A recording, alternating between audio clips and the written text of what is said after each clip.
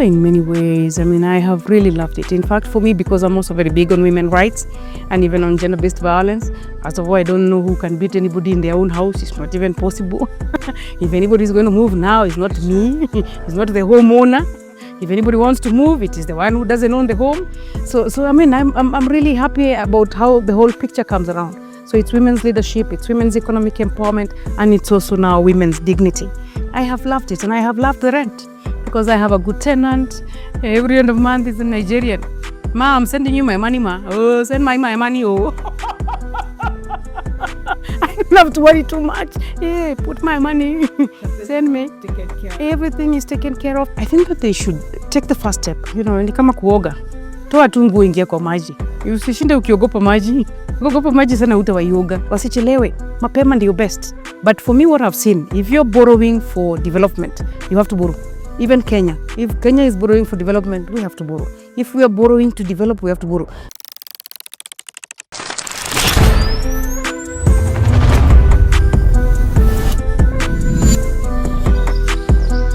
Brick by brick, building a wall that no one could break. Okay, thank you so much, Mheshimiwa, for joining us today. And this is going to be just a light-hearted conversation about women and investing. So my first question is, as a woman, because of just our existence and how it's underestimated, did you ever feel underestimated yourself when you were getting into the property market in terms of being an investor? Yeah. And how was your experience? Yes, and thank you very much. On investment, yes, I took a lot of time. I'm a married woman, so I spent a bit of time waiting for my husband to move. And he wasn't moving. And I said, hey, we will die poor here. We used to see plots. He was into land, so we would go around seeing plots. But plots were not my thing. I love the real estate myself. And I have loved what Vaal has done. And I love to get a complete product. I don't have to think about the fundis. I don't have to think about the plot. I don't have to think about the water. I don't have to think about electricity. Now, that's what my husband was on to. I preferred this other style, which is much nicer. So I just focus on looking for the money, and I can pay over long term because he's off plan. So I can just najipanga tu. Mdogo with my chamas, with my circles. I pay a deposit, I borrow some more money, I put in, and I really have been happy. I'm a happy woman. And I think that women empowerment is also financial empowerment. So you mentioned that you and your husband had different views. He was into bare land and you are more into a finished product. How was it like just telling him, by the way, I'm not really into this. I'm more in this direction. How was his reaction?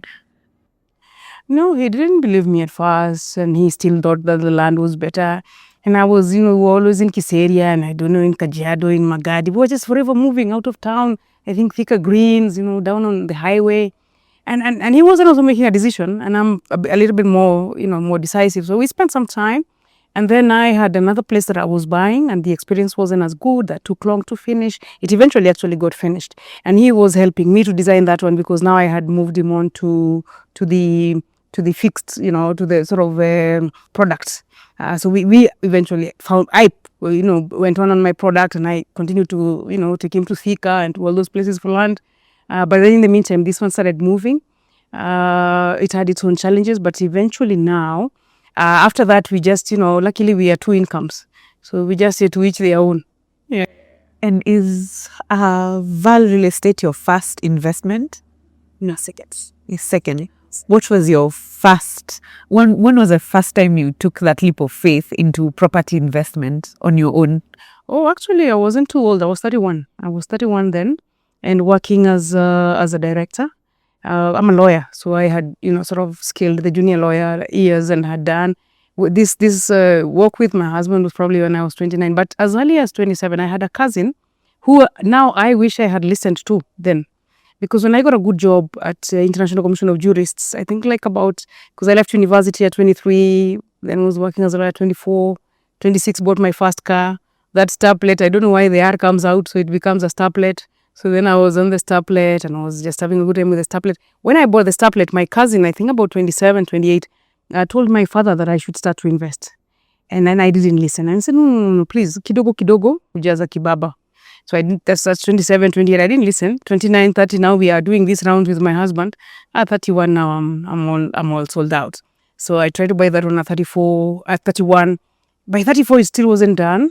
So I've also seen now the difference between a developer, say, with resources and a developer without as much resources. So that took quite a bit of time to finish. And then when I was later now, I came to know Vaal in a law society conference. I went out for the law society conference, yes, in Mombasa. And Vaal had a stand. So, and these conferences are usually a bit of like a holiday type. They're not very busy. So we were too, I'm not very busy, so I have time for the Vaal stand. So I went to the Vaal stand and I listened. And now I had the experience of the other one that hadn't been done and was still in different stages. And I also had of the one I live in. The one I live in, I bought ready-made, but also paid more because now it was already ready-made. So now with the Vaal, so actually Vaal is my third. So with Vaal, I had time to listen. Then now I heard about Moon Valley in Kileleshwa. So I heard about Moon Valley. Then I was just listening, and then I saw the stretched payments. I thought, yes, this sounds good. And I saw the finishing, and I saw the pictures, and I saw the Turkish finish. Then I was really sold on. So that's how I joined. And then I came now and looked for Vaal at the office at the Riverside. Then I paid the deposit, and then I got onto it. And then now later on, after the people who are in Moon Valley were also in the opening night of Wilma. So that is how we came now from Moon Valley to Wilma. So I was on the opening night of Wilma, and now having known decisive, haraka haraka, chelewa utapata mwana si wako. That opening night they had an offer, I banged it. So how did being a property owner change how you saw yourself? In many ways. I mean, I have really loved it. In fact, for me, because I'm also very big on women's rights and even on gender-based violence, as of all, I don't know who can beat anybody in their own house. It's not even possible. If anybody is going to move now, it's not me. It's not the homeowner. If anybody wants to move, it is the one who doesn't own the home. So I mean, I'm really happy about how the whole picture comes around. So it's women's leadership, it's women's economic empowerment, and it's also now women's dignity.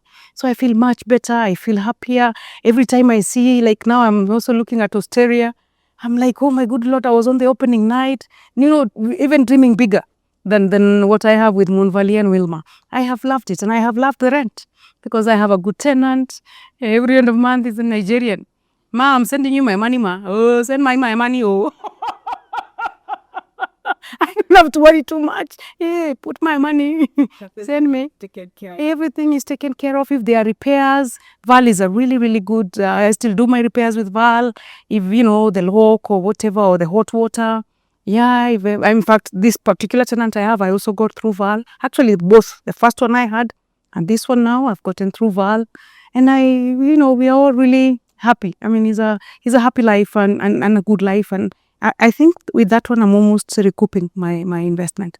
Yeah. So very happy, and now looking forward to the journey here with Wilma. This one is even furnished, so even much better. So it's come along well. I also really look forward to having another. I'm sending you my money, ma. Yeah. And my daughter is also now onto the path of joy. Have also started to teach her. She's a lawyer too. Yeah, that's nice. I love that you've decided to pass along that wealth and wisdom to your daughter as well. So speaking of which, now that you've mentioned that, how do you think it's important for women to be property owners? It's very, very important, especially because even if you're married or even if you're with a partner, I think that it is important to own property. Whether in that unit or even as an individual, I think it is very, very, very important. And I think that because we know how to use little money over a long time, we're not big spenders. In fact, this off-plan model is a women's model. This is not a man's model, because a man wants those Kiserian plots and all that. This is a woman's model, because here you put, slowly by slowly, and you're building a portfolio, and you're learning and you're getting, experiences. I think that women must do that. Just kidogo, and from early on, especially career women, as early as 26, 27. In fact, sometimes we better delay the car. Anzi hapa. I agree. it's important to have something solid. And so by the time you're, because I'm now 40, I'm 47 now. So by the time you're going on to 50, you are, wakisema wenye inchi, hao ni sisi. What would you say to any woman listening now who would want to invest but they feel like they're not ready? I think that they should take the first step. Ni kama kuoga. Toa tu nguo, ingia kwa maji. Usishinde ukiogopa maji. Ukiogopa maji sana hutawaioga. Just put the one leg, go in. Pay the deposit. In fact, for me, what I saw, pay the deposit. Once you pay the deposit, now you are committed. And you don't want to lose your 10%. So you now are on a journey. And then SACCOs are also very good. So save your money through the SACCO, then you can borrow and put in the assets. And part of it is just the whole women's empowerment thing. We're just talking about inheritance, for example. And we have a big problem with inheritance in our country because now women and girls are not allowed to inherit. Our patriarchal laws only allow men and the lineage of men to inherit. Our fathers leave their land to their sons. So now, because of that, we women have to come into the property market and into ownership of property so that we can leave our property to both our daughters and our sons. Now ours is not ancestral. Yeah, ours is not ancestral. Now ours can go to both the boys and the girls, and we can continuously have a better and equal society. And then our girls can learn early, wasichelewe. Mapema ndio best. So I'd just like to take you back just a bit to growing up. What was your first exposure to money? Yeah, we didn't grow up rich, so we didn't have a lot of money, but we had a rich grandmother who was a coffee grower. So me, the first money I can say I saw properly, I got from my grandmother. Yeah, and she believed in money, and she believed in giving grandchildren money. And she was such an empowered grandmother because she used to give both the boys and the girls. Yeah, that's the first money we saw. And she would sell a cow and she would give us the money cash. And we were younger then, so that was good. And like at our time, there were these nice bags, I don't know, USA bags. And my grandmother would have money to buy those bags. My dad would do the basics, the education and all that we didn't quite lack. My mom also learned how to get money because I think that my mom and dad put a lot of money in education, which was a good thing because by the time I was going to the university, now my dad had been retrenched and now my mom was taking over most of the cost. But now that money you don't see because that money goes to the school. The money that we can't say we saw, the money I saw properly was my grandmother's money. And just saw what it means to be a rich grandmother. Yeah, and for grandchildren to come and you can give them fare back. Yeah, because she was in Nyeri. Yeah, and she lived well and she had many fruit trees and children in the village would come and eat the fruits. She lived up to 100 and just lived happily. And then now, from that early on, I could see the value for money. Then another auntie of ours also, very elderly, she bought her own land and she was a primary school teacher. I was so impressed. And she was a teacher she was my father's teacher. So that's like very, very old. But she put some little money aside. She was a young widow, managed to put some money aside and buy her own land in central Kenya. And Nyeri is conservative. Yeah, conservative. So because of that conservativeness, it was really eye-opening to see an auntie who could buy her own land, build her own house, take her children to school and grow. In fact, that cousin, the one I told you, had been telling me from early on is the mother. That cousin had told me in good time, 26, 27, just when I started to get some money and started to buy perfume, I don't know, hizo vitu. He says, don't go that way. Weka hii pesa nunua kitu.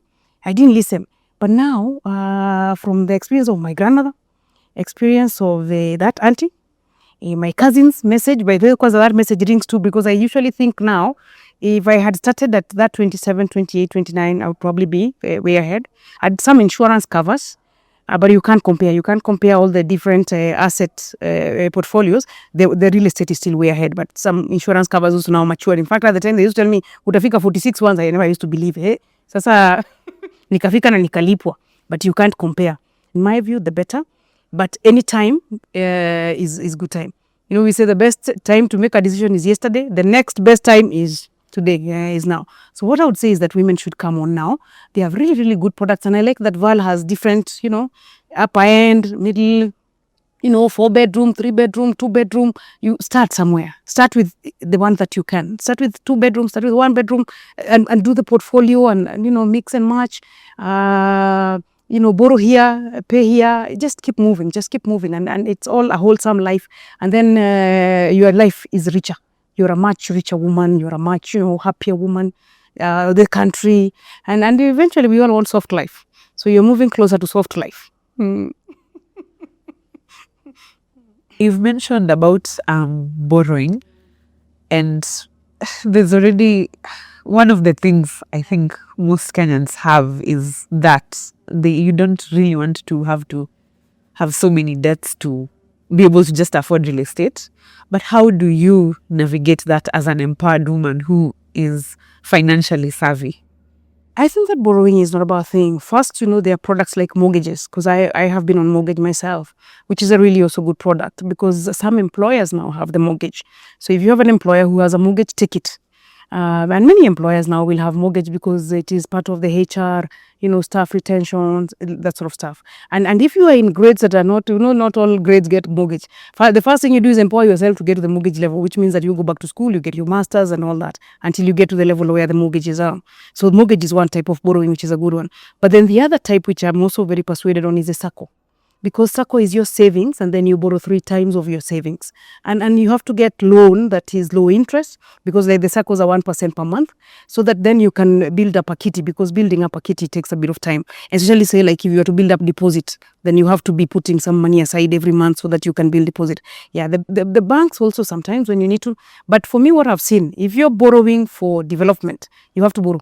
Even Kenya. If Kenya is borrowing for development, we have to borrow. If we are borrowing to develop, we have to borrow. The bad borrowing ni ya kulive large.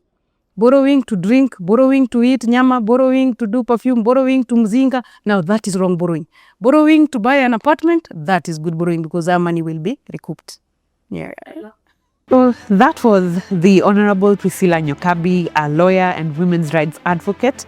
And it's a glimpse into what the Brick by Brick podcast will be all about. We'll be talking about money, different asset classes, investment, and every month we'll be having a guest to just let us know what money really is all about.